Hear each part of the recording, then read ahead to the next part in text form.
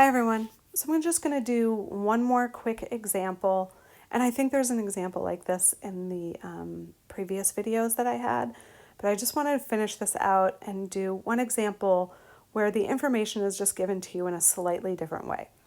So this says the National Center for Health Studies interviewed 5,409 adult smokers and found that 48% of them had attempted to quit smoking within the past year. So I want you to notice that we have an N here. Our N equals 5409, and the P hat, the sample proportion, is 0.48. But when you do this on your calculator, you need an X over an N. So we want to construct a 90% confidence interval for the proportion of adult smokers who attempted to quit smoking within the past year. We know that this is a one proportion Z test, a Z interval, one prop Z int, because we're talking about one question from a survey and we're talking about a proportion from that. We need the X. So we know the N is 5409 and we know the C level is 90%, 0.90. The X is basically 48% of the sample size. So we can find it by taking 0.48 and multiplying it by 5409. However, when you put this in your calculator, you have to have a whole number here. So when you do this calculation, you actually get 2596.32. But you will get an error if you put it in your calculator that way. You need to round this and have a whole number. Unlike what we did before, just make sure you round normally. So basically, this is going to round down to 2496.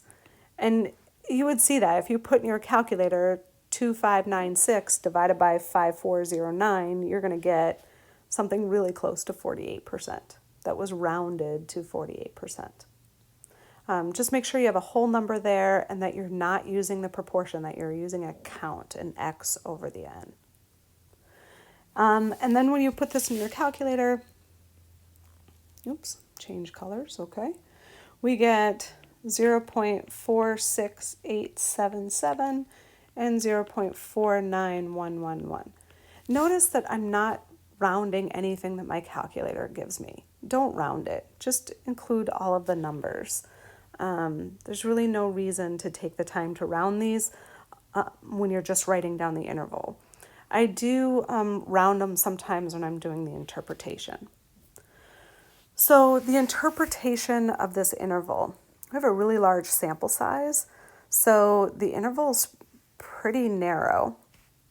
So we're saying that we are 90% confident that the true proportion of adult smokers that attempted to quit within the past year is between 46.9% and 49.1%. So notice that I did round it and I changed them to percents. You don't have to. You could leave those as proportions and you're giving the same correct answer. Again, we don't know the true proportion of adult smokers that attempted to quit within the past year. We think it's somewhere between these two values. We're 90% sure, but 10% of the intervals taken in the same way with different p-hats is not going to capture the true proportion of adult smokers that attempted to quit. A public health official claims that half of all adult smokers attempted to quit smoking within the past year. Does your interval contradict this claim? Yes. This health official is saying that 50% of people attempted to quit smoking, but that's above our interval. Our interval does not contain 50%. It goes up to 49.1%, which means that because the entire interval is below 50%, it contradicts this health official's claim.